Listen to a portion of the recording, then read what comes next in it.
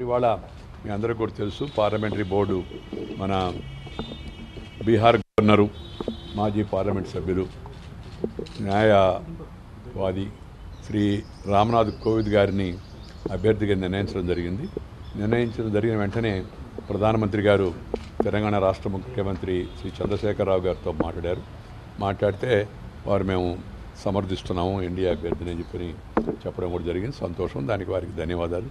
అదేవిధంగా ఆంధ్రప్రదేశ్ ముఖ్యమంత్రి కూడా మాట్లాడారు. ఆంధ్రప్రదేశ్ ముఖ్యమంత్రి అంతకుముందే ప్రకటన చేస్తున్నాడు, ప్రధానమంత్రి నిర్ణయం తీసుకుని దాన్ని సమర్థిస్తామని చెప్పని.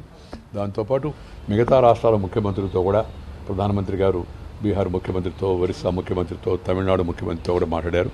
అలాగే కాంగ్రెస్ అధ్యక్షురాలు సోనియా గాంధీ గారితో, అలాగే మన్మోహన్ సింగ్ గారితో మాట్లాడడం కూడా జరిగింది. నేను కమ్యూనిస్ట్ నాయకులతో, సిపిఐ నాయకులతో ఇప్పటికే మాట్లాడాను, సిపిఎం నాయకులతో మాట్లాడడం కోసం ప్రయత్నం చేస్తున్నా.